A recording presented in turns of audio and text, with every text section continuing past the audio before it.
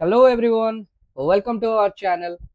So class 9th रो हमरो राजनीति विज्ञान रो फर्स्ट यूनिट जोटा अछि भारतीय संविधान रो धारा हमरो धारा 12 35 मध्ये थिबा मौलिक अधिकार जोटे कि भाग 3 मध्ये जाउछंती।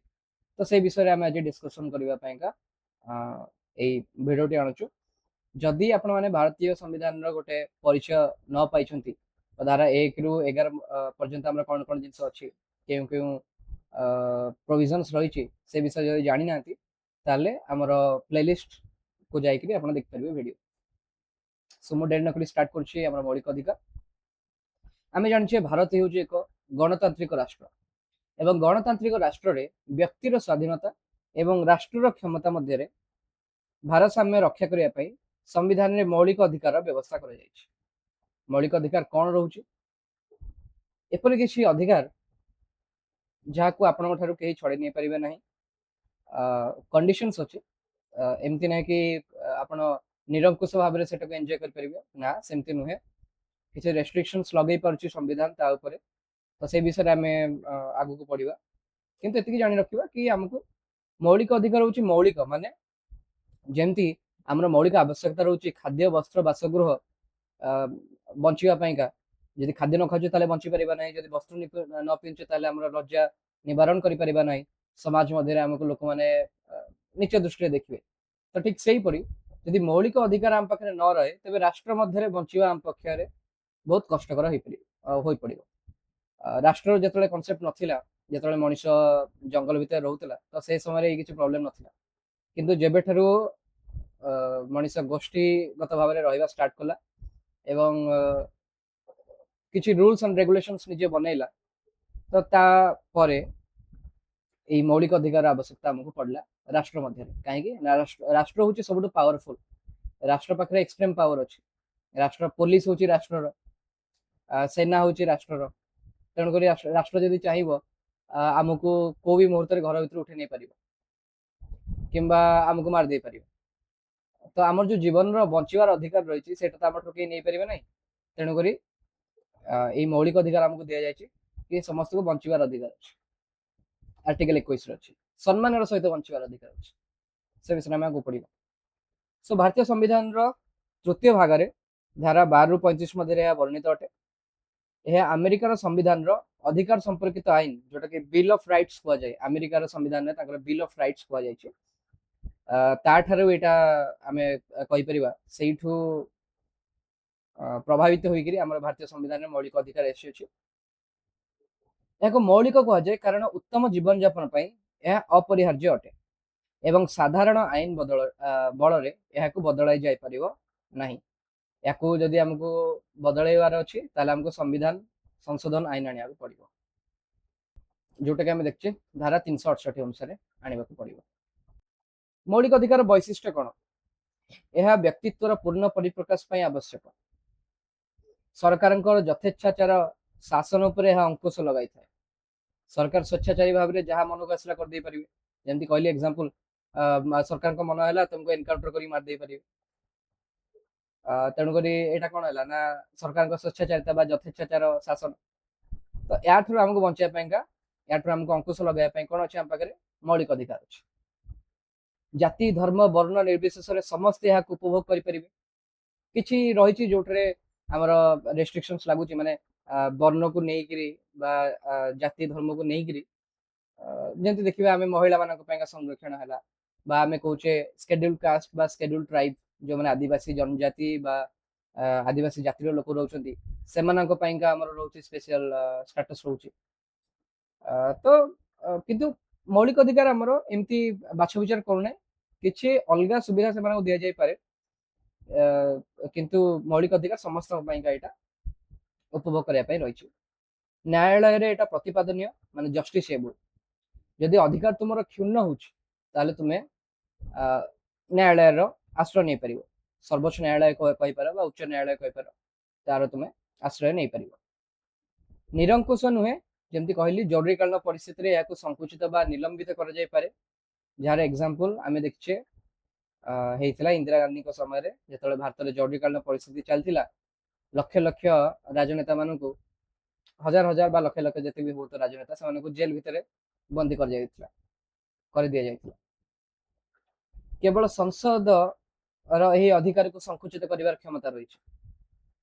ତେଣୁକରି ଯେତେବେଳେ ଇଲେକ୍ସନରେ ଭୋଟଟା ଦଉଛ ଭାବି ଚିନ୍ତିକି ଦବ। କାହିଁକି ନା ସଂସଦରେ ଯୋଉ ଲୋକମାନେ ରହୁଛନ୍ତି ସେମାନେ ଡିସାଇଡ୍ କରୁଛନ୍ତି କି ତୁମ ମୌଳିକ ଅଧିକାରକୁ ଆମେ ବଢେଇବା ବା କମେଇ ପାରିବା, ତାର ପରିସରକୁ ଆମେ ସଂକୁଚିତ କରିପାରିବା ବା ପ୍ରସାରିତ କରିପାରିବା। ତୁମେ ଯଦି ଭୁଲ ଲୋକଟାକୁ ସେଠିକି ପଠେଇଦେଲ ତାହେଲେ ନିଜେ ହିଁ ହଇରାଣ ହବ।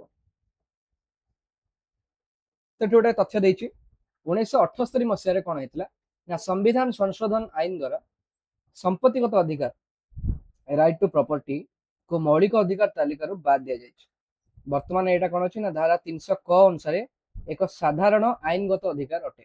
आगुरी एटा मौलिक अधिकार थिला, संपत्तिगत अधिकार, किंतु 1978 एटा को बाद दिया गला, केवल साधारण आईनगत अधिकार एटा रही। तो धारा 12 रु 35 आम जमी कहले धारा 12 रे कौन लिखाई आम से फास्ट जाना। धारा 12 रे लिखाई राष्ट्र संज्ञा मौलिक अधिकार जो गुड़िक रही से गुड़िक राष्ट्र विरोध में उपलब्ध हुए। राष्ट्र कहले आम क्या कह, भारत सरकार संसद एटा को राष्ट्र कहि परिबा, राज्य सरकार एवं विधानमंडल ताकू कहि परिबा, स्थानीय कर्तृपक्ष जथा म्युनिसिपालिटी हैला, पंचायत रहला ताकू आम राष्ट्र कहि परछु, अन्य कर्तृपक्ष वैधानिक बा अवैधानिक संस्था, विचार विभागीय कार्य करथिला बेले अच्छा विचार विभाग टाको आम राष्ट्र कहि परिबा कि नहीं। तो दी प्रकार कंडीशन रहउची विचार विभाग को। गोटे रहउची विचार विभाग दी प्रकार काम रहउची, गोटे है न्याय करवा, न्याय देवा, आ गोटे हूँ प्रशासनिक कार्य। न्याय देवा तुम जो गल कोर्ट को गल, कोर्ट तुमको दंड देला बा तुमको बेल देला बा जहाँ भी रही न्याय, तो सहीटा को राष्ट्र भितर न्याय जाई परिबो नहीं। से समय कोर्ट को आम राष्ट्र कहि परिबा नहीं। कहीं कोर्ट जब तुमको मृत्युदंड देला आ तुम कह कि कोर्ट हूँ राष्ट्र, तेणुक मु राष्ट्र विरोध में निजर मौलिक अधिकार प्रतिपादन करने चाहूँगी, तो से आप्लिकेबल हम ना। कहीं कोर्ट रोचे न्याय देवाई रही, न्याय देउथबा संस्था हिसाब से आम एठी राष्ट्र रूपे गणी पारिबा नहीं। किंतु जिते कोर्ट प्रशासनिक कार्य करुच्ची, माने कोर्ट भितर बहुत सारा कर्मचारी अच्छा से काम कर, कोर्ट से चाकरी दौर, कोर्ट से सालेरी दौर, तो जिते कोर्ट को आम प्रशासनिक कार्य हिसाब से देखुचे, कार्य करथुवा गोटे संस्था हिसाब से देखुचे, से आम कोर्ट को राष्ट्र कहि परिबा। अच्छा अच्छा राष्ट्र संज्ञा आम कहीं निर्धारण कले तुम्हें देखो जिते कौन केस हो तुम्हें अदालत जो देख कौन केस फाइल हो मकदमा फाइल हो, तो से समय कौन हो लिखा जाए the state of dash versus dash, माने suppose state of Odisha versus X Y Z गोटे मनीष को आम कह पार। तो ये जो मनीषटी कौन भूल काम कर विरोध ना स्टेट विरोध में राष्ट्र विरोध में कर, तो ये स्टेट ऑफ ओडिशा में लिखिपारि। जदि ये चाकरी दौची सपोज ओडिशार महानदी कोल लिमिटेड, ओडिशार गोटे आम कहीपर संस्था जोटा कि सरकार एवं प्राइवेट दीटा मिसिक अच्छा एमसीएल महानदी कोल लिमिटेड, तो मुझे स्टेट ऑफ एमसीएल लिखिपारि वर्सेस तार गोटे एम्प्लॉय लिखिपारि। धर तुम्हें काम कर Bharat Petroleum Corporation Limited BPCL, तो the state of BPCL versus तुम्हें लिख आ गोटे जहाँ मनीष जी जहाँ को लगी मोर मौलिक अधिकार क्षुण्ण हो, तो यहीपरि भाव में आमर केस गुड़िक थाए। तेणुक मौलिक अधिकार को तुम्हें जिते न्याय संगत हिसाब से तुम जो मौलिक अधिकार क्षुण्ण हो तुम जो केस लड़े जाऊच, तो से तुम्हें राष्ट्र विरुद्ध लड़ुच। तेणुक आमको राष्ट्र संज्ञाटा धारा 12 रु ही आमको मिल जाए। धारा 13 कौन कहला ना न्यायिक समीक्षा जुडिशियल रिव्यू, मौलिक अधिकार सहित असंगत थिबा जेकोसी आईन को आम कौन कराई ना असिद्ध बोली घोषणा करा। सरकार कौन गोटे आईन आनले, सपोज गोटे आईन आनले कि गोटे लोक को जमी राउलात आईन आम कहे राउलात एक्ट आसला 1919 कि तुम कौन दोष कल तुमको बिना कौन केस लड़िकी तुमको डायरेक्टली जेल भितर भर्ती कर दे पारे पुलिस। तो जदि ये भाया गोटे सरकार वर्तमान समय रूल आनुଛନ୍ତି तो कौन करा ना से आईन को असिद्ध बोली घोषणा कर कहीं ना हमर मौलिक अधिकार जो रोच मौलिक अधिकार 22 रोची धारा तुम्हें 22 देखियो धारा 22 लिखाई किसी प्रोविजंस लिखाई कि किपरि भाबरे पुलिस तुमको अरेस्ट कर परिबो तापरे हमर मजिस्ट्रेट को पाखरे केते समय मध्ये हमको प्रेजेंट करा जिवो से सब जिंस गुडा जो रहिला ताको तो फॉलो करना हंती ए आईन टी तेन करे आईन टी असिद्ध होई गला कौन सी भी आईन जहाँ कि मौलिक अधिकार को मौलिक अधिकार सहित असंगत थिबो ताकू असिद्ध बोली घोषणा कर जिवो न्यायिक समीक्षा अनुसार कहा जाउछ।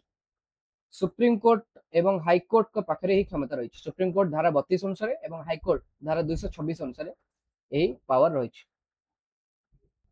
बर्तमान गोटे विषय जानिया मौलिक ढांचा नीति the doctrine of basic structure एटा केमती इवॉल्व होईची केमती विवर्तन आयर होईची हमें से विषय टिके बेसिक आईडिया जानिबा। गोटे केस थिला शंकरी प्रसाद मामला जोटा कि हेतला 1951 रे तो एथिरे सुप्रीम कोर्ट कहले फर्स्ट कि संसद मौलिक अधिकार रे संशोधन करि परिबो। फर्स्ट स्टेटमेंट सुप्रीम कोर्ट देला शंकरी प्रसाद मामला रे। सेकंड आसला गोलकनाथ मामला जोटा कि 1967 रे आसला से समय रे सुप्रीम कोर्ट कहले कि नहीं हमर जो संसद रहिला से मौलिक अधिकार रे संशोधन करि परिबो नहीं।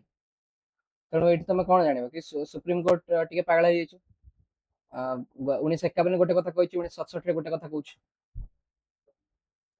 तापर कौन है ना जो 1967 जिनसा आसला कि संसद मौलिक अधिकार संशोधन करना तो ताकू रिवर्टल माने ता विरोध रे हमर संसद आनिदेला गोटे आईन आनिदेला कि आमे एटा आमे संविधान कौन भी ढांचे को परिवर्तन कर मौलिक अधिकार भी सामिल अच्छे।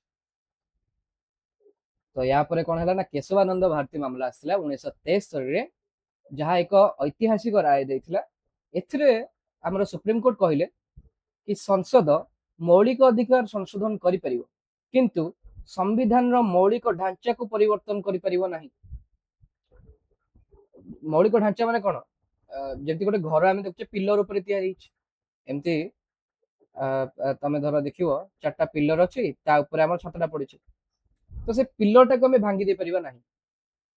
जदि पिलर टाको ही भांगी देबो ताले घर केमति रहइबो तो स्टिक सेमती संविधान जेउ जेउ कोनसी हमर मौलिक ढांचा को नै गढिछि जेउ सब चिंताधारा संविधान को हमर गढ़िबारे सहायक होइछन्ती से चिंताधारा ही जदि न रहइबो ताले आमे संविधान को संविधान कहि परिबा नाही। तेणु करी कोनोसी भी आईन केबे भी मौलिक ढांचा को परिवर्तन कर परिबो नाही। तो प्रश्न आसे कि मौलिक ढांचा ताले कोन कोन जाउछ मौलिक ढांचा किछि डिफाइन करा जायनी हमर संविधान मध्य रे तो एटा धीरे धीरे धीरे धीरे समय अनुसार मौलिक ढांचा हमर विवर्तन होई चलछि। एग्जांपल संविधान रो सर्वोच्चता संविधान सबुठ ऊपर आईन रो शासन क्षमतार पृथकीकरण धर्म निरपेक्षता न्यायिक समीक्षा इत्यादि होछि मौलिक ढांचार उपादान माने कोनोसी भी आईन आसीबो ताकू न्यायिक समीक्षा करा जाय पारिबो।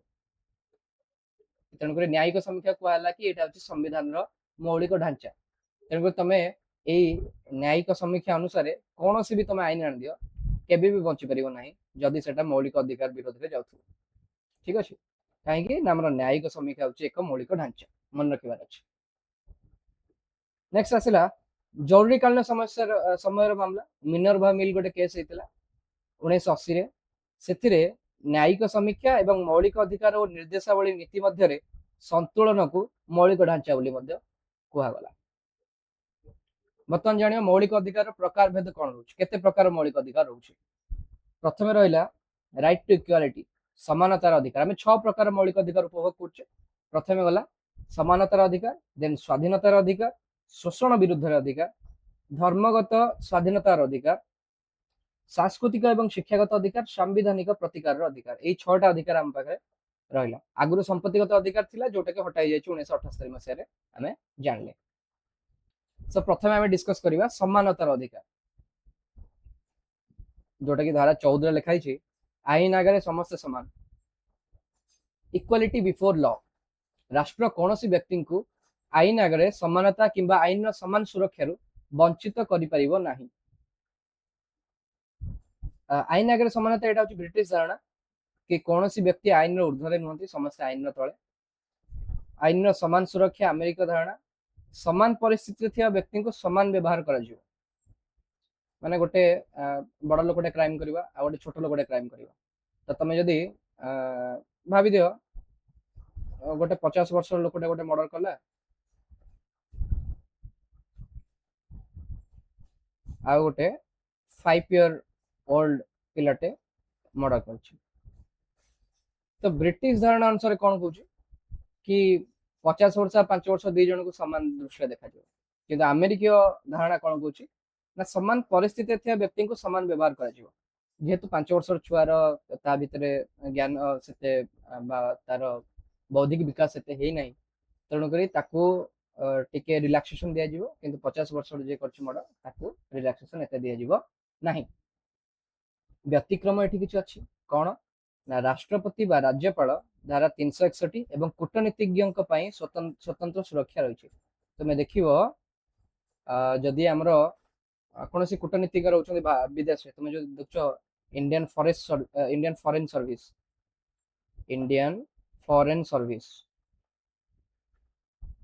ଯେଉଁମାନେ ବିଦେଶରେ ରହି କାମ କରନ୍ତି, ଭାରତର ଆମର ଯୋଉ ଏମ୍ବାସି ରହୁଛି ସେଠି ସେମାନେ ଚାକିରି କରନ୍ତି, ତ ସେମାନଙ୍କ ପାଇଁକା ସ୍ୱତନ୍ତ୍ର ସୁରକ୍ଷା ରହିଛି। ଓକେ, ସେମାନେ ଯଦି କିଛି ଭୁଲ କରୁଛନ୍ତି ତା ପାଇଁକା ସ୍ପେଶାଲ ରହିଛି, ତାଙ୍କୁ ଏମିତି ଡାଇରେକ୍ଟଲି ସେମାନେ ଆରେଷ୍ଟ କରିପାରିବେ ନାହିଁ ତାଙ୍କ ଦେଶରେ। ତା ପାଇଁକା ଆମର ଭାରତ ସରକାରଙ୍କୁ ଜଣାଯିବ, ବହୁତ ପ୍ରୋସିଜର ଅଲଗା ଅଲଗା ରହିଛି।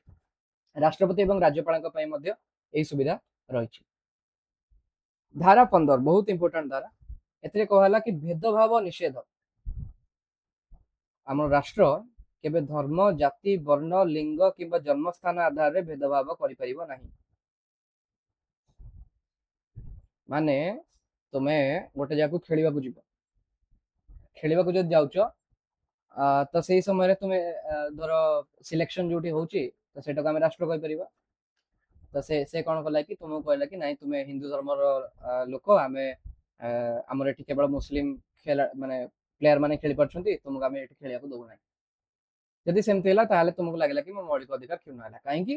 ଧାରା 15 କହୁଛି କି ଧର୍ମ, ଜାତି, ବର୍ଣ୍ଣ, ଲିଙ୍ଗ କିମ୍ବା ଜନ୍ମସ୍ଥାନ ଆଧାରରେ ରାଷ୍ଟ୍ର ଭେଦଭାବ କରିପାରିବ ନାହିଁ। ବ୍ୟତିକ୍ରମ ଦେଖାଯାଉଛି କଣ ପାଇଁ? ଯେତେବେଳେ ତୁମେ ଦେଖିବ ମହିଳା ଏବଂ ଶିଶୁଙ୍କ ପାଇଁକା ସ୍ୱତନ୍ତ୍ର ବ୍ୟବସ୍ଥା କରାଯାଉଛି। ଧାରା 15(3)ରେ କହିଲା କି ମହିଳା ଏବଂ ଶିଶୁଙ୍କ ପାଇଁକା ସ୍ୱତନ୍ତ୍ର ବ୍ୟବସ୍ଥା ରାଷ୍ଟ୍ର କରିପାରିବ। ବସ ରେ ଯାଉଛ, ବସ ରେ ଦେଖିବ ମହିଳା ମାନଙ୍କ ପାଇଁ ଅଲଗା ଗୋଟେ ସେକ୍ସନ ଲେଖା ହେଇଥିବ, ବୃଦ୍ଧ ଲୋକଙ୍କ ପାଇଁ ଅଲଗା ଗୋଟେ ସେକ୍ସନ ଲେଖା ହେଇଥିବ, ବା ଭିନ୍ନକ୍ଷମଙ୍କ ପାଇଁ ଅଲଗା ସେକ୍ସନ ଲେଖା ହେଇଥିବ, ସେଇଠି ସେମାନେ ବସିପାରିବେ। ତମେ ସେଇଠି କହିବ ନା ନାଇଁ ମୁଁ ତ ଜାଣିଛି ଧାରା 15 ଅନୁସାରେ ଧର୍ମ, ଜାତି, ବର୍ଣ୍ଣ, ଲିଙ୍ଗ, ଜନ୍ମସ୍ଥାନ ଆଧାରରେ ମତେ କେହି ଭେଦଭାବ କରିପାରିବେ ନାହିଁ, ତ ମୁଁ ଗୋଟେ ପୁରୁଷ ହେଲି ବୋଲି ମତେ କାହିଁ ତମେ ଏଠି ଭେଦଭାବ କରିବ, ମୁଁ ଯାଉଛି ସୁପ୍ରିମକୋର୍ଟରେ କେସ୍ ଲଢିବି। ତ ସୁପ୍ରିମକୋର୍ଟକୁ ତୁମେ ଗଲ, ସୁପ୍ରିମକୋର୍ଟ ତୁମକୁ ଧାରା 15(3) ଦେଖେଇଦବ କି ଭାଇ ଦେଖ ଏଠି ଲେଖା ହେଇଛି କି ମହିଳା ଏବଂ ଶିଶୁଙ୍କ ପାଇଁ ସ୍ୱତନ୍ତ୍ର ବ୍ୟବସ୍ଥା କରାଯାଇ ପାରିବ। ଆର୍ଥିକ ଦୁର୍ବଳ ଶ୍ରେଣୀ ଲୋକଙ୍କ ପାଇଁକା 10% ସଂରକ୍ଷଣ ରଖାଯାଇଛି ଧାରା 15(6) ଅନୁସାରେ, ଇଡବ୍ଲ୍ୟୁଏସ୍ କୋଟା ଯୋଉ ଆମେ ଦେଖୁଛେ। ସାମାଜିକ ଏବଂ ଶିକ୍ଷାଗତ ପଛୁଆ ବର୍ଗ ଏସସି ଏବଂ ଏସଟି ସେମାନଙ୍କ ପାଇଁ ସ୍ୱତନ୍ତ୍ର ବ୍ୟବସ୍ଥା କରାଯାଇଛି ଧାରା 15(4). ସେମାନଙ୍କୁ ସମାଜର ମୁଖ୍ୟ ସ୍ରୋତରେ ସାମିଲ କରିବା ପାଇଁ ଆମର ରାଷ୍ଟ୍ର ତାଙ୍କୁ ସୁବିଧା ଦେଇପାରିବ। ଓକେ, ଧାରା 16 ଆସିଲା ନିଯୁକ୍ତି କ୍ଷେତ୍ରରେ ସମାନ ସୁଯୋଗ। ସରକାରୀ ଚାକିରିରେ ସମସ୍ତ ନାଗରିକଙ୍କ ପାଇଁ ସମାନ ସୁଯୋଗ ରହିବ। ସମସ୍ତଙ୍କ ପାଇଁ ତ ସମାନ ସୁଯୋଗ ରହିବ, ତାହେଲେ ଏସସି ଏସଟି ଲୋକଙ୍କୁ କାହିଁକି ଦିଆଗଲା ଅଧିକ, ମୋର ଏଠି ମୋର ମୌଳିକ ଅଧିକାର କ୍ଷୁଣ୍ଣ ହେଲା? ନାଇଁ ନାଇଁ, ସେମିତି ହେଇପାରିବନି। ସରକାର କଣ କହିଛନ୍ତି କି ଧାରା 15(4)ରେ ଆମେ ଜଷ୍ଟ ଦେଖିଲେ କି ଏସସି ଏସଟି ଓବିସି ସେମାନଙ୍କୁ ଆମର ରିଜର୍ଭେସନ ଦିଆଯାଇ ପାରିବ। କାହିଁକି ନା ସେମାନେ ସାମାଜିକ ଏବଂ ଆର୍ଥିକ କ୍ଷେତ୍ରରେ ସେମାନେ ପଛୁଆ ବର୍ଗ ଅଛନ୍ତି, ସାମାଜିକ କ୍ଷେତ୍ରରେ ପଛୁଆ ଅଛନ୍ତି, ଆର୍ଥିକ ବର୍ଗରେ ଆମେ ଇଡବ୍ଲ୍ୟୁଏସ୍ କୋଟା ଦେଉଛୁ। ତ ଇନ୍ଦିରା ସାହାନୀ ମାମଲା ଗୋଟେ ଥିଲା 1992, ସେଥିରେ କଣ କୁହାଗଲା କି 27% ଓବିସି ସଂରକ୍ଷଣକୁ ବୈଧ ଘୋଷଣା କରାଗଲା, କିନ୍ତୁ କୁହାଗଲା କି ମୋଟ ସଂରକ୍ଷଣ 50% ରୁ ଅଧିକ ହେବ ନାହିଁ ଏବଂ କ୍ରିମି ଲେୟରକୁ ବାଦ ଦିଆଯିବ। ମୋଟ ସଂରକ୍ଷଣ କୁହାଗଲା କି 50% ରୁ ଅଧିକ ହେବ ନାହିଁ। ତ ବର୍ତ୍ତମାନ ଟାଇମରେ ତୁମେ ଏଇଟା ମତେ କହିବ କି ମୋଟ ସଂରକ୍ଷଣ 50% ରୁ ଅଧିକ ରହୁଛି ନା ରହୁନାହିଁ। କାହାକୁ ମିଶିଲା ପରେ ନା ଇଡବ୍ଲ୍ୟୁଏସ୍ କୋଟାକୁ ମିଶେଇଲା ପରେ। କମେଣ୍ଟ ବକ୍ସରେ ଜଣାଇବ। ନେକ୍ସଟ ଆସିଲା ଧାରା 17 ଅସ୍ପୃଶ୍ୟତା ନିବାରଣ। अस्पृश्यताକୁ संपूर्ण रूपे विलोप करा जायछि एवं यार आचरण एक दंडनीय अपराध अटे। आमे जो आगर कहउतले कि ये छोट जातिर लोक ये जदि मते छुई देला ताले मोर माने कोन मो मैं छुआ ही गली बाई बळे जो छुआ छुआ भेदभाव ए सब जिंस रहउतला तो एई चिंताधारा को विलोप करिया पैंका हमर धारा 17 अणा आइतला अस्पृश्यता निवारण पैंका किंतु एबे भी सुधा तुमे देखिबो गां गळी मानकरे एटा एबे भी सुधा चलछि अस्पृश्यता निवारित ही नाही संपूर्ण भाव स्वाधीनतार एते वर्ष बीती गलानी हेले भी आमे संपूर्ण भाव धारा 17 टाको लागू करि परले नाही लागू हेछि किंतु कागज पत्र लोकଙ୍କ ମନରୁ ଏପର୍ଯ୍ୟନ୍ତ ଏଟା ଦୂରେଇ ପାରି ନାହିଁ। धारा 18 ଲେଖା ହେଇଛି ଉପାଧି ଉଚ୍ଛେଦ କରାଯାଇଛି। ରାଷ୍ଟ୍ର କୌଣସି ଉପାଧି ଯଥା ରାୟ ବାହାଦୁର ଗୋଟେ ଉପାଧି ହେଲା ଆଗରୁ ଯେମିତି ଜମିଦାର ମୁଁ ହେଲି ରାୟ ବାହାଦୁର ତ ଏଇଭଳିଆ ଉପାଧି ପ୍ରଦାନ କରାଯାଇ ପାରିବ ନାହିଁ। ବ୍ୟତିକ୍ରମ କଣ ନା ସାମରିକ ଏବଂ ଶିକ୍ଷାଗତ ସମ୍ମାନ ଗ୍ରହଣୀୟ। ତୁମେ ସାମରିକ କ୍ଷେତ୍ରରେ କଣ ଦେଖୁଛ କର୍ଣ୍ଣେଲ मेजर मार्शल नले डॉक्टर सपोज मो डॉक्टरेट हासिल कली पदार्थ विज्ञान तो मो ना लिखा डॉक्टर राजाराम मिश्र तो से तुम्हें मत कहीपर कि तुमको कहीं डॉक्टर दिगला कि यहाँ मोर शिक्षागत योग्यता शिक्षागत सम्मान यहाँ जेहेतु यहाँ को तुम्हें मत मना कर ना मुझे व्यवहार कर नेक्स्ट आसला स्वाधीनतार अधिकार। स्वाधीनतार अधिकार कौन रोचे धारा 19 रु 22 मध्य रोचे। धारा 19 रे हमर 6टी अधिकार सुरक्षा दे जायछि। प्रथम टी आछि बाक एवं मतामत प्रकाश रो स्वाधीनता कथावार्ता जो करछे मु तुम सहित कथा हेली बा भाषण देली तो एगुडा कहला बाक एवं मतामत प्रकाश रो स्वाधीनता। शांतिपूर्ण समावेश रो स्वाधीनता आमे चाहूछु सरकार गोटे आईन आनछथि जोटा हम मौलिक अधिकार को क्षुण्ण करछि आमे ताको विरोध रे गोटे धारणा प्रदर्शन करिवु तापे आमे गोटे शांतिपूर्ण समावेश करिवु तो यहाँ आम कर संघ गठन स्वाधीनता किसी लोक मिसिक आम गोटे संघ गठन करने चाहूँ गोटे अनुष्ठान गठन करने चाहूँ तो से स्वाधीनता भी तुम पाखे रही।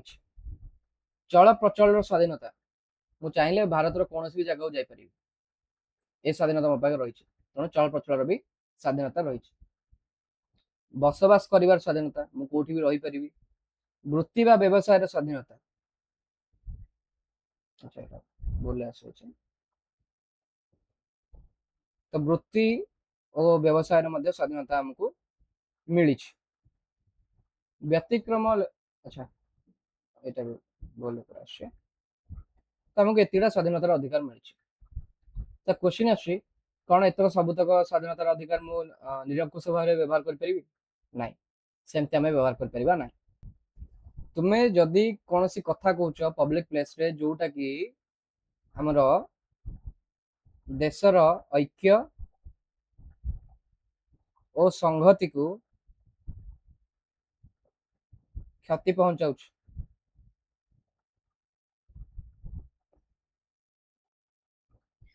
बा तुम्हें देश का तुम्हें कौन से अपमान बोधक शब्द व्यवहार कर अपमानजनक शब्द व्यवहार कर किंबा तुम्हें जमी कह चल प्रचल स्वाधीनता किसी रेस्ट्रिक्टेड जगह थाए ता भर तुम्हें जापर गोटे न्यूक्लियर फैसिलिटी रही न्यूक्लियर पावर प्लांट रही भर सपोज बाहर लोक अलाउड ना तो तुम्हें कह भर जी मोर मौलिक अधिकार रही ना तुम्हें से जापर ना। वृत्ति बा व्यवसाय स्वाधीनता मो पास तो व्यवसाय स्वाधीनता अच्छी जाऊँ मुझे गंजे बेपार करी ना से ब्यान हो गंजे बेपार गोटे आईनगत अपराध तेणु मुझे करी ना। ठीक से भाव में आमर संघ गठन स्वाधीनता तुम कह मुझे अलकायदा गठन करी कौन से आज जो पाकिस्तान अच्छा सब संघ गुड़िक तो मुझे गठन करी ना से भी गठन कर ना कहीं देशर संहति को क्षति पहुंचाइब तेणुक ये जो काम रहा आमर कौन भी तुम्हें कम कर जोटा कि देश का क्षतिकारक अटे तो सेटा तुमको स्वाधीनतार अधिकार दि जापर ना। धारा 20 अपराध दोषी सब्यस्त संबंधी सुरक्षा माने प्रचलित आईन अनुसार दंडित होगा no ex post facto law. मु 5 वर्ष तले गोटे अपराध करी तो से गोटे आईन प्रचलित था वर्तमान समय आईन बदली गला से 5 वर्ष जेल दंड थी बर्तमान 10 वर्ष जेल दंड होगा तामाने कौन मते वर्तमान 10 वर्ष जेल दंड दिया कि जदि मो दोषी साब्यस्त हेली नाइ तुमे जो समय अपराध करथिबो सेही समय रे जहां भी तुमरा दंड विधान थिबो सेही अनुसार तुमे दंडित हेबो गोटे अपराध पई एकाधिक थर दंडित हेबे नाही तो गोटे अपराध करछ ता पई का डिफरेंट डिफरेंट पुलिस स्टेशन रे डिफरेंट डिफरेंट केस है तो ता पई का तुमको अलग अलग किसी दंड दिया जीवो नाही से गोटे ही तुमे दंड पाइबो निज विरोध रे साक्षी देबा को बाध्य करा जाय परिबो नाही पुलिस जदि तुमको बाध्य करछि कि नाही तुमे एई कथाटा कुह कि तुमे एई अपराध टी करिछ तुमे सेटा कहि माने तुमे बाध्य न एटा कहया पई काहे कि त तुमे निज विरोध रे साक्षी देबा को बाध्य न you are not bound to self incriminate no self incrimination एटा अछि धारा 20 कहूछ बर्तमान धारा 21 सबठो इंपोर्टेंट धारा जीवन एवं व्यक्तिगत स्वाधीनता माने आईन अनुमोदित पंथा व्यतीत कौन व्यक्ति को जीवन बा व्यक्तिगत स्वाधीनता वंचित करा जाय परिबो नाही मु बाहर मन इच्छा बुली पारि मु बंची रही पारि ए दिटा मोर धारा 21 प्रदत्त जीवन एवं व्यक्तिगत स्वाधीनतार अधिकार अटे तो मते केही एमती फांसी दे परिबे नाही केतळे फांसी दे परिबे जदि मु कोनोसी भूल काम करिछि जहाँ अनुसार आईन रे हमर लिखा जायछि कि हाँ ए भूल काम पई का मैक्सिमम पनिशमेंट होछि तुमको फांसी दंड दिया जिवो ताहले कोर्ट जो अनुसार तार गाइडलाइन रखिबो से अनुसार मते फांसी दंड दिया जाय परिबो बा मते जेल रे रखा जाय परिबो नहले अन्य कोनोसी प्रोसेस रे करा जाय परिबो नाही यार तुमे वायोलेशन कोड देखो कहबो जेतल तुमे देखछ आज कल होछि एनकाउंटर बहुत सारा पुलिस अफसर अछंती एनकाउंटर कर दोछंती तांको कहउछि एनकाउंटर स्पेशलिस्ट तो एनकाउंटर स्पेशलिस्ट ना एक्चुअल रे गोटे आईनगत अपराध सेटा काहेकि ना तुमे कोनोसी व्यक्ति को तांकर व्यक्तिगत स्वाधीनता तुमे वंचित कर परिबो नाही बा तांको जीवनर अधिकार तुमे वंचित कर परिबो नाही जदि ताकू मारिबार थिला कोर्ट ताकू डिसाइड करिवो कोर्ट रहिछि सेत पय का न्याय व्यवस्था करिया पय हमर कोर्ट रहिछि तुम हाथ रे कोनोसी अधिकार नाही तेनु करी एनकाउंटर इज अगेंस्ट आर्टिकल 21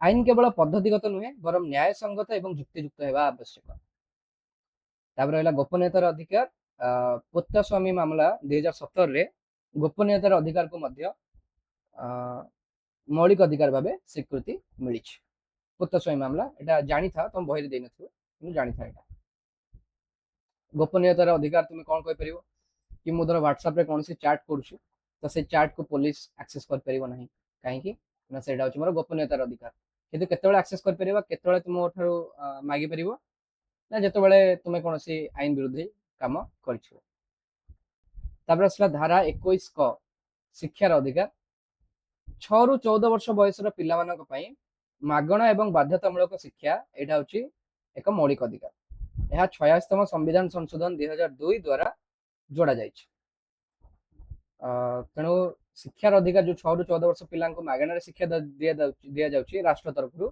एटा होछि तांकर मौलिक अधिकार तुमे जदि छुआ को स्कूल छाडू ना ताले ताको तुमे मौलिक अधिकार रु वंचित करछ दे असला धारा 22 गिरफ्तारी विरोध रे सुरक्षा पुलिस आसिक मन इच्छा मते उठे दे परिबो नै माने गिरफ्त कर परिबो नै गिरफ्त कला बेलू मुझे कह देवी भाई मत भी जना मौलिक अधिकार विषय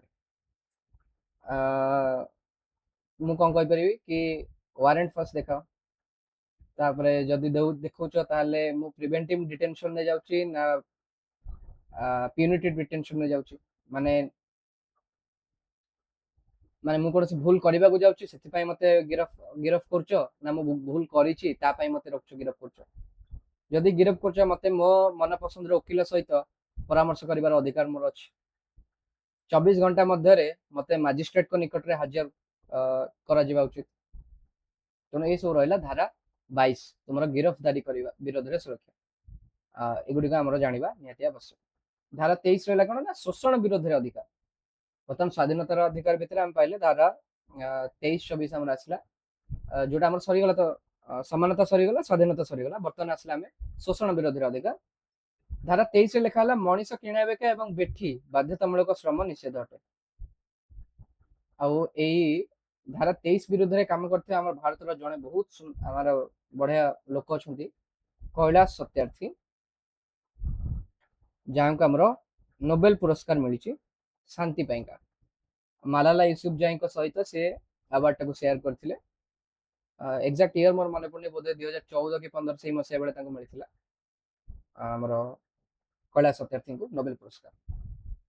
ତ ମଣିଷ କିଣା ବିକା ତୁମେ କରିପାରିବ ନାହିଁ ଧାରା 23 ଅନୁସାରେ, ବା କୌଣସି ପିଲାକୁ ଆମେ ବାଧ୍ୟତାମୂଳକ ମାନେ କୌଣସି ଲୋକକୁ ବାଧ୍ୟତାମୂଳକ ଭାବରେ ତାକୁ ଶ୍ରମରେ ନିଯୁକ୍ତ କରିପାରିବା ନାହିଁ। ଧାରା 24 କଣ କହୁଛି? 14 ବର୍ଷରୁ କମ ବୟସର ପିଲାମାନଙ୍କୁ ବିପଦଜନକ କାର୍ଯ୍ୟରେ ନିୟୋଜିତ କରିବା ନିଷେଧ। ଆଚ୍ଛା, ମୁଁ ଭୁଲ କହିଥିଲି, ଧାରା 24 ଅନୁସାରେ କୈଳାସ ସତ୍ୟାର୍ଥୀଙ୍କୁ ମିଳିଥିଲା, ମାନେ ଧାରା 24 ପାଇଁ ସେ କାମ କରିଥିଲେ କୈଳାସ ସତ୍ୟାର୍ଥୀ। ଯୋଉ ଛୋଟ ଛୁଆ ମାନେ ଅଛନ୍ତି ତାଙ୍କୁ ବିଭିନ୍ନ ଜାଗାରେ ଫ୍ୟାକ୍ଟ୍ରି ଗୁଡାକରେ କାମ କରାଯାଉଛି ବିପଦଜନକ ଭାବରେ, ତ ତାକୁ କୈଳାସ ସତ୍ୟାର୍ଥୀ ସେମାନଙ୍କୁ ଉଦ୍ଧାର କରିକି ସେମାନଙ୍କୁ ଶିକ୍ଷା ଦେଉଥିଲେ। ତାଙ୍କର ଗୋଟେ ଜାଗା ଅଛି, ଆଶ୍ରମ ଟାଇପର କହିପାରିବ, ସେଠି ସେ ରଖିଛନ୍ତି। ଏବେ ମଧ୍ୟ ସେ ସେଇ କାମ କରୁଛନ୍ତି, ତେଣୁ ପାଇଁ କୈଳାସ ସତ୍ୟାର୍ଥୀଙ୍କ ଭଳିଆ ଲୋକ ବହୁତ ବିରଳ, ସେଥିପାଇଁ ତାଙ୍କୁ ନୋବେଲ ପୁରସ୍କାର ମିଳିଥିଲା। ଓକେ, ତ ଆମେ ଏଠି କହିବା 14 ବର୍ଷରୁ କମ ବୟସର ପିଲାଙ୍କୁ ଆମେ ଫିଲ୍ମରେ କେମିତି ଦେଖଉଛେ, ଫିଲ୍ମରେ କେମିତି ସୁଟ୍ କରୁଛନ୍ତି, ତ ତା ପାଇଁ ରିଲାକ୍ସେସନ ଅଛି। ଧର୍ମଗତ ସ୍ୱାଧୀନତାର ଅଧିକାର ଧାରା 25 ରୁ 28 ଭିତରେ ଆମର ରହୁଛି। ଧାରା 25 କଣ କହିଲା ନା ନିଜ ବିବେକ ଅନୁସାରେ ଧର୍ମ ଗ୍ରହଣ କରିବା, ଆଚରଣ କରିବା ଏବଂ ପ୍ରଚାର କରିବାର ଅଧିକାର ଆମର ରହିଛି। ମୋର ଇଚ୍ଛା ହେଲା ମୁଁ କୌଣସି ଧର୍ମ ଗ୍ରହଣ କରିପାରିବି। ମୁଁ ହିନ୍ଦୁ ଧର୍ମରେ ଅଛି, ମୋର ଇଚ୍ଛା ହଉଛି ମୋର ବୌଦ୍ଧ ଧର୍ମ ଗ୍ରହଣ କରିବାର ଅଛି, ଗ୍ରହଣ କରିପାରିବି। ମତେ ବୌଦ୍ଧ ଧର୍ମର ଆଚରଣ କରିବା ଭଲ ଲାଗୁଛି, କରିପାରିବି। ପ୍ରଚାର ବି ମୁଁ କରିପାରିବି, କିନ୍ତୁ ଧର୍ମାନ୍ତରୀକରଣ ମୁଁ କରିପାରିବି ନାହିଁ। ଧର୍ମାନ୍ତରୀକରଣ କରିବାର ଅଧିକାର ମୋର ନାହିଁ। ଦେଖିବ ବହୁତ ଜାଗାରେ ଧର୍ମାନ୍ତରୀକରଣ କରାଯାଏ, ଏହା ପାଇଁ ମଧ୍ୟ ଲୋକ ଗିରଫ ହୁଅନ୍ତି ଏବଂ କାରାଦଣ୍ଡ ମଧ୍ୟ ଭୋଗିଥାନ୍ତି। ଧାରା 26 କହୁଛି ଧର୍ମାନୁଷ୍ଠାନ ପରିଚାଳନା କରିବାର ଅଧିକାର। କୌଣସି ଧାର୍ମିକ ଅନୁଷ୍ଠାନ ଆମର ରହୁଛି, ସପୋଜ ହିନ୍ଦୁ ଧର୍ମରେ ଆମର ମନ୍ଦିର ରହୁଛି, କୌଣସି ଆଶ୍ରମ ରହୁଛି ଯୋଉଥିରେ ମୁଁ ହିନ୍ଦୁ ଧର୍ମର ଯାହା ମୋର ରହିଛି ଅନୁଷ୍ଠାନ ପରିଚାଳନା କରୁଛି, ତ ସେଟା ମତେ ଧାରା 26 ଅନୁସାରେ ମତେ ମୌଳିକ ଅଧିକାର ପ୍ରାପ୍ତ ହୋଇଛି। ଧାରା 27 କହୁଛି ଧର୍ମର ପ୍ରଚାର ପାଇଁ ଟିକସ ଦେବାକୁ ବାଧ୍ୟ କରାଯିବ ନାହିଁ। ମୁଁ ଯାଇକି ଆମର ହିନ୍ଦୁ ଧର୍ମର ପ୍ରଚାର କରିବାକୁ ଚାହୁଁଛି, ତା ପାଇଁକା ସରକାର କହିବେ କି ତମେ ଯଦି ପ୍ରଚାର କରୁଛ ତା ପାଇଁ ମତେ ଟିକସ ଦିଅ, ତାପରେ ଯାଇ ତମେ ଧର୍ମ ପ୍ରଚାର କରିପାରିବ ନାହିଁ। ଭାରତରେ ସେଟା ହେଇପାରିବ ନାହିଁ, କାହିଁକି ନା ଧାରା 27 ଆମକୁ ସେଟା ମନା କରୁଛି। ସରକାରୀ ଅନୁଦାନ ପ୍ରାପ୍ତ ଶିକ୍ଷାନୁଷ୍ଠାନରେ ଧର୍ମୀୟ ଶିକ୍ଷା ଦିଆଯାଇ ପାରିବ ନାହିଁ। ସ୍କୁଲ ଆମର ଯୋଉ ଗଭର୍ଣ୍ଣମେଣ୍ଟ ସ୍କୁଲ ଗୁଡିକ ରହୁଛି, ଗଭର୍ଣ୍ଣମେଣ୍ଟ ସ୍କୁଲରେ ହିନ୍ଦୁ ହେଲା, ମୁସଲିମ ହେଲା, ଖ୍ରୀଷ୍ଟିଆନ ହେଲା ବା ଅନ୍ୟ କୌଣସି ଧର୍ମ ହେଲା, ସେ ଧର୍ମଗତ ଯୋଉ ଶିକ୍ଷା ରହୁଛି ସେଗୁଡିକ ଦିଆଯାଇ ପାରିବ ନାହିଁ। ଏଇଟା ଆମର ଧାରା 28 କହୁଛି। ବର୍ତ୍ତମାନ ଆସିଲା ସାଂସ୍କୃତିକ ଏବଂ ଶିକ୍ଷାଗତ ଅଧିକାର, ଯୋଉଟା ଧାରା 29 ଏବଂ 30 ଅନୁସାରେ ଆମର ରହିଛି। ସଂଖ୍ୟାଲଘୁ ଗୋଷ୍ଠୀ ନିଜର ଭାଷା, ଲିପି ଏବଂ ସଂସ୍କୃତିର ସୁରକ୍ଷା କରିପାରିବେ ଧାରା 29 ଅନୁସାରେ, ଏବଂ ଧାରା 30 ଅନୁସାରେ ସଂଖ୍ୟାଲଘୁ ସମ୍ପ୍ରଦାୟ ନିଜ ପସନ୍ଦର ଶିକ୍ଷାନୁଷ୍ଠାନ ପ୍ରତିଷ୍ଠା ଏବଂ ପରିଚାଳନା ମଧ୍ୟ କରିପାରିବେ। এটা ହେଲା ସାଂସ୍କୃତିକ ଏବଂ ଶିକ୍ଷାଗତ ଅଧିକାର। ଆଚ୍ଛା, ଧାରା 31 ଆମର ଯୋଉଟା ସମ୍ପତ୍ତିଗତ ଅଧିକାର ଥିଲା, ସେଟାକୁ 44ତମ ସମ୍ବିଧାନ ସଂଶୋଧନ ଦ୍ୱାରା ବାଦ ଦିଆଯାଇଛି। ତ ଏହା ଭିତରେ ଆମେ ପାଇଗଲେ 5ଟା ଅଧିକାର, ଆମେ ମୌଳିକ ଅଧିକାର ପାଇଗଲେ। ବର୍ତ୍ତମାନ ଯିବା ସବୁଠୁ ବେଷ୍ଟ ମୌଳିକ ଅଧିକାର, ଯୋଉଟା ସବୁଠୁ ଇମ୍ପୋର୍ଟାଣ୍ଟ, ଯୋଉଟାକୁ ଆମର ସବୁଠୁ ପସନ୍ଦ ଥିଲା B.R. ଆମ୍ବେଦକରଙ୍କର। ସେଟା ଦେଖିବା ବର୍ତ୍ତମାନ ସାମ୍ବିଧାନିକ ପ୍ରତିକାରର ଅଧିକାର।